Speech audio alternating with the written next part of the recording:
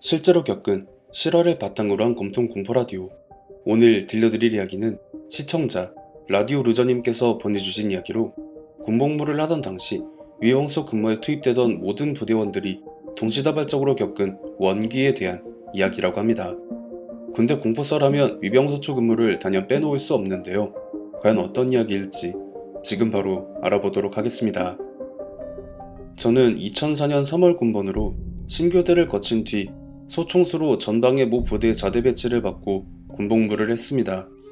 이등병 때의 어리숙한 모습을 벗고 부대 내에서 흔히 실세라고 불리던 05년도 8월쯤에 일어난 일이고요.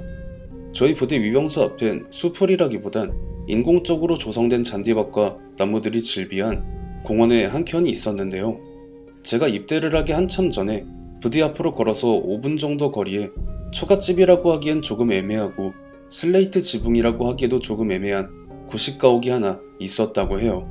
그곳엔 젊은 부부가 노부를 모시고 살고 있었고 당시 부대와도 여러 차례 교류가 있었는데 어느 날 그 집이 싹 비워지고 그 누구의 발길도 손길도 닿지 않은 채로 상당한 기간을 음침한 분위기 속에 홀로 서기를 하고 있었던 걸 관용 차량을 타고 지나가던 지역의 구의원이 분위기가 너무 안 좋고 도시 미관상 흉흉하다고 지적을 하자 얼마간의 시간이 지나 그런 모습으로 바뀌었었다는 이야기를 당시 전역이 얼마 남지 않은 말년병장과의 근무에서 전해 들었던 것이었죠. 그렇게 제가 노란 견장을 떼고 첫 근무로 공사직 근무에 들어갔을 땐 서치라이트를 켜도 보이지 않을 정도로 나무숲이 울거져 있어 그냥 그렇구나 하고 말았던 게 제 군복에 물이 빠지던 그 시기에 부대 전체를 공포로 몰아넣는 사건의 주무대가 될 줄은 몰랐죠. 저는 당시 당직하사 근무에 투입이 되어 있었고 그날 당직사관과 노가리를 까던 도중 위병소로부터 급하게 걸려온 신호를 받자마자 동시에 패닉에 빠지고 말았습니다. 왜냐하면 그 신호를 받고 위병조장이 상황에 대해 설명하는 사이 들려온 기분 나쁜 웃음소리 때문이었습니다. 남자인지 여자인지 분간이 안 가는 중저음에 긁는 듯한 그런 웃음소리였어요. 혹시 근무 도중 무슨 사고가 일어난 게 아닌가 싶었고 당직사관이 먼저 자리에서 일어나 지통실을 뛰쳐나가기에 저 역시 뒤를 따랐고요. 불이 나게 위병소로 달려내려간 저와 당직사관이 동시에 본 광경은 당시에 서로 나눈 대화를 통해서도 어이가 없었음을 의미했습니다. 야, 저기 나무 앞쪽에 저거 뭐냐? 저도 잘 모르지 말입니다. 사주경계를 하고 있으면서도 온 몸을 사시나무 떨듯이 떨고 있는 사수와 부사수의 모습이 보임과 동시에 위병소초 너머로 보이는 광경이 부대 앞이 나무숲으로 울거져 있다고 위에서 말씀드렸었는데요. 그 나무들 사이로 하얀 천 같은 게 왼쪽 오른쪽으로 껑충껑충 뛰며 옮겨다니는 그런 모습이 보였는데요. 저게 사람인지 귀신인지는 확인해봐야 할 것 같아서 서치라이트를 전방으로 켜서 확인해보니 그 정체는 적어도 사람이 아닌 것만큼은 분명해 보였고 확실한 건 남자라기보단 긴 생머리 비슷하게 하고 있는 걸 봐서는 여자라는 확신이 들더라고요. 그러니까 귀신이라고 해야 할 그 여자는 쉴 새 없이 양옆을 번갈아 왔다 갔다 하면서 뛰기를 반복하고 있었는데 그 상황에 어느 정도 집중이 되다 보니 슬슬 귓가에 무언가 소리가 들리기 시작하더라고요. 뭐랄까 뼈마디가 떨어졌다가 붙었다가를 반복하는 그런 소리였죠.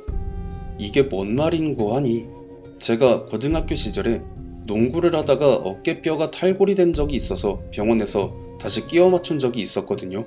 그때 났었던 소리와 거의 일치하는 특유의 기분 나쁜 소리가 확실했습니다. 그렇게 모두가 얼어붙은 상태로 그 여자를 주시하고 있던 중 부사수였던 일병 녀석이 어? 하면서 뒷걸음질을 치기에 야, 왜 그래? 하고 녀석의 시선이 닿는 쪽을 쳐다본 저는 뒷걸음질이 아니라 기겁을 하며 엉덩방아를 찌를 수밖에 없었습니다. 그 여자가 그 껑충껑충 양옆으로 뛰면서 나무숲을 지나 서서히 위병소 앞으로 가까워지기 시작했기 때문이었죠. 그러다가 웬 트럭 하나가 위병소 앞을 지나다가 급정거를 하면서 그 여자의 모습은 사라졌고 트럭 운전자분이 급하게 차에서 내려서 당황한 일색으로 주변을 두리번거리더니 위병소 앞으로 와서는 방금 내가 사람 하나 치지 않았냐고 분명히 치는 느낌까지 났는데 내려서 둘러보니까 아무것도 없더라. 이런 말을 하며 횡설수설을 하는데 그 자리에 있던 모두가 도대체 우리가 뭘 본 건가 하면서 황당해할 수밖에 없었습니다. 그래서 저희는 잠시 근무 중이라는 것을 잊고 트럭 운전자분에게 방금 전까지 모두가 겪었던 상황에 대해 설명을 했죠. 그러자 운전자분은 잠시 무언가를 생각하는 등 고개를 갸우뚱하더니 생각해보니 이 부대 앞에 버려진 집이 하나 있었다고, 몇 년 전까지만 해도 이 부대 앞을 지나갈 때마다 그 집을 보면서 되게 섬뜩하다고 생각했는데 어떻게 허물어버린 거냐고 물어보더라고요. 그래서 혹시 이 사람은 그 집에 대한 이야기를 알까 해서 물어봤지만 본인도 딱히 아는 건 없다길래 상황을 마무리할 수밖에 없었죠. 그렇게 다음날 근무 취침을 하고 새벽 시간까지 잠을 이루지 못한 저는 동기가 당직하사 근무를 하는 틈을 타 지통실로 내려가 노가리를 까고 있었는데요. 모두가 피로감에 절어 서서히 눈꺼풀이 무거워지던 그 시점에 지통실을 울리는 신호음에 거의 동시에 눈을 떴는데 그때가 정확히 공사시 근무자들이 위병소에서 근무를 하던 그 시간대였기 때문에 이미 전날에 그 상황을 겪었던 저는 설마 하며 동기의 수화 소리에 귀를 기울였는데 역시나였죠. 지금 위병소 앞에 거수자 한 명이 아무 말 없이 이상한 춤을 추고 있습니다. 별다른 움직임은 없고 난동 부린다거나 하지는 않는다는 거지? 예, 그렇습니다. 하지만 이상한 점이, 여기서 당시 위병소 근무자가 말하는 이상한 점이라는 게 그 거수자가 갑자기 위병소 앞에 큰 길가에 한가운데에서 불쑥 튀어나왔다고 하더라고요. 그러니까 어디서 걸어서 왔다거나 하는 게 아니라 그냥 아무것도 없던 길가에 뿅 하고 나타나서는 양 옆으로 껑충껑충 뛰면서 머리 위로 박수를 치는 별 이상한 춤을 제자리에서 무한히 반복하고 있다는 것이었죠. 이 신호음을 보내는 부사수의 목소리는 심각하게 떨리고 있었고 저는 즉시 동기와 당직사관에게 전날에 있었던 상황을 설명했습니다. 하지만 당직사관은 너나 정비반장이나 똑같이 새벽잠에 빠져서 잘못 본 거 아니냐 비아냥거릴 뿐 개소리 하지 말고 근무나 똑바로 서라, 이 말을 하며 신호를 끊으려는 그 순간 공포탄 격발음이 신호기를 뚫고 나와 지통실을 가득 채워버렸습니다.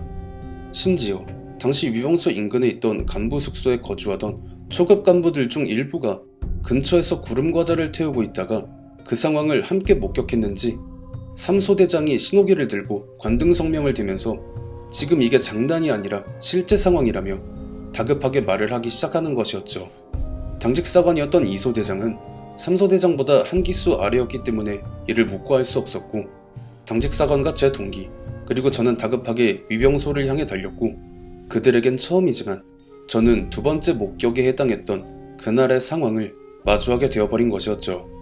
제가 첫날, 그러니까 전날에 봤던 그 여자는 분명 나무숲풀의 중간 지점에서부터 서서히 그 춤을 추면서 나오고 있었는데 그날엔 그냥 길 한복판에 순간이동이라도 한 것 마냥 불쑥 튀어나와서는 제자리에서 전날에 봤던 그 춤을 추고 있던 것이었습니다. 현장에 도착해서 위영조장과 이야기를 해보니 공포탄을 격발한 건 부사수였고 사수근무자의 말에 의하면 부사수가 어떤 목소리를 들었다고 해요. 그러니까 춤을 추고 있던 그 여자의 위치에선 거의 고성을 내질러야만 겨우 위병소 앞에 그 소리가 닿을까 싶을 정도의 거리감이 있는데 그냥 바로 귀 옆에다 대고 말하는 것처럼 생생하게 뚜렷하게 들려왔다고 합니다. 너 봤지? 다 봤잖아. 그렇지. 나 치고 도망간 그 새끼 봤잖아. 봤지? 여기부턴 부사수를 제외한 모두가 증언하길 다른 근무 인원들의 눈엔 그 여자는 여전히 그 자리에서 껑충거리며 해괴한 춤을 추고 있었는데 오지마! 부릉씨 쏜다. 화랑. 그렇게 마치 그 여자가 자신의 코앞까지 다가온 것 마냥 미친 사람처럼 신경질적으로 수화를 하더니 이내 격발을 해버렸다는 것이었죠. 결국 그날의 상황은 첫날 당직 근무자였던 정비반장과 제가 어영부영 넘어간 것과는 달리 대대장의 귀에 직격으로 꽂혀버렸고 근무자가 아니었는데 왜 네가 거기 있었냐부터 시작해서 온갖 쌍욕과 고성을 오전 일과 내내 들을 수밖에 없었습니다. 문제는 한두 사람이면 모르겠는데 첫날부터 둘째 날 모든 당직 근무자들과 초병들이 그들을 보고 겪었다는 것과 간부 숙소의 일부 인원들마저 그 상황에 대해 한치의 오차도 없는 증언을 해버리고 말았으니 이 일이 보통 일이 아니라는 것을 직감한 대대장은 그날부로 공사시 근무 교대 시 위병소 문 앞에 24인용 텐트를 칠 때 쓰는 천막으로 전방 시야를 전부 가리고 근무하라는 초강수를 두는 반면 빠른 시일 내에 문제를 해결할 것이라는 의견을 간부회의에서 언급하였는데 정말 추진력 하나는 기가 막혔던 대대장이 바로 해당 주 토요일에 사모님께서 몸을 담고 계신 절의 주지스님과 주지스님의 지인이라는 한 무속인분을 부대 안으로 모시고 왔습니다. 그렇게 아침에 일찍 출근한 간부진들과 대대장은 주지스님과 무속인을 대동하고 문제의 그 집으로 발을 옮겼고 한나절이 다 지나서야 부대 안으로 들어온 그들은 아무 말 없이 해산을 했고 그 다음 주 월요일 저는 정비반장을 통해 해당 사건의 전말을 들을 수 있었습니다. 대대장은 아무 거리낌 없이 저 집에 살다가 갑자기 자취를 감췄다는 그 가족들과 연관성이 있을 것 같다며 주지스님과 무속인을 모시고 갔다고 합니다.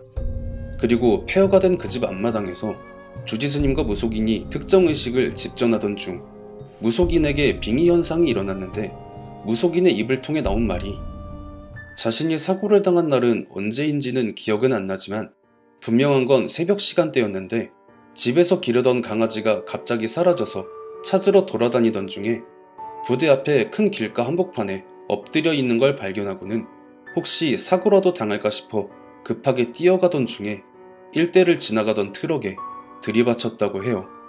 당시 위병소의 근무자들이 전부 졸고 있었는지 사고가 남과 동시에 발생한 소음에 부랴부랴 뛰쳐나왔지만 이미 트럭은 도주한 뒤였고 그렇게 그 여자는 기르던 강아지와 함께 그 자리에서 즉사를 하고 말았다는 것이었죠. 이후 시리에 빠진 남편은 가족들을 데리고 그 집을 급하게 떠났으며 억울하게 사고를 당해 세상을 등진 것에 대한 원한과 자신을 죽게 해놓고 뻔뻔하게 도주하여 아직까지 잡히지 않은 그 트럭 운전자에 대한 원한에 더해 혹시라도 목숨을 부지했었을 실납 같은 가능성에 대한 회한에 붙잡혀 그 일대를 떠나지 못하고 있었다고 합니다. 결국 대대장은 그 여자에게 당신을 죽게 만든 그 트럭 운전자는 내가 어떻게든 잡아내 벌을 받게 할 테니 부대원들은 그만 괴롭혀달라고 했고 여자는 꼭 그 약속을 지키라는 말을 남겼고 남은 의식을 마저 끝냄과 동시에 주지스님이 말씀하시길 잘 끝났으니 걱정들 말라는 말을 하셨다고 해요. 그렇게 약 이틀에 걸쳐 모든 부대원들을 공포로 몰아넣은 그 사건은 마무리되었고 저는 무사히 지내다가 전역을 했죠. 그런데 여기서 한 가지, 제가 전역을 하던 날 부대를 나오면서 도대체 그 집이 어떻게 생겨먹었나 싶어서 한번 둘러볼 요량으로 다가갔는데요.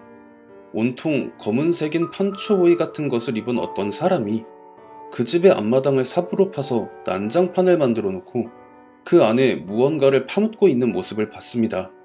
저는 그걸 보고 곧장 택시를 타고 시내로 내려가서 공중전화 박스에서 경찰에 신고를 했고 그 이후엔 어떤 일이 벌어졌는지는 모르겠지만 왠지 모르게 그 사람이 그 여자를 들이받아 죽게 만든 트럭 운전자가 아닐까라는 생각을 하게 되더라고요.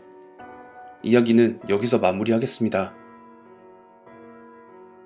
위병소, 탄약부, 군복무를 하셨던 분들은 해당 근무지에서 군 생활의 모든 시간을 보냈다고 해도 과언이 아닌 만큼 각각의 부대마다 해당 근무지에 대한 여러가지의 공포썰이 있으셨을 텐데요. 제가 채널 리뉴얼 초기에 업로드했었던 시리즈 중에 위병소에 얽힌 원기들이라는 영상이 있었죠. 그리고 그런 근무지에 얽힌 공포썰은 대부분 특정 시간대 02시부터 04시 인근에 벌어지는 경우들이 많기에 처음 제보를 받았을 때 설마 그런 시리즈물로 이어지는 건가 우려를 했지만 다행히도 단편으로 끝을 맺는 이야기였네요. 다만 이야기의 마지막에 검은 옷을 입은 사람이 그 집의 마당을 파서 뭔가를 밀어넣고 있었다는 점은 어떻게 보면 범인은 반드시 사건 현장에 다시금 모습을 드러낸다라는 말이 들어맞는 게 아니었나라는 생각이 들면서 반드시 그 범인이 잡혔으면 하는 바람과 함께 이야기 마치도록 하겠습니다.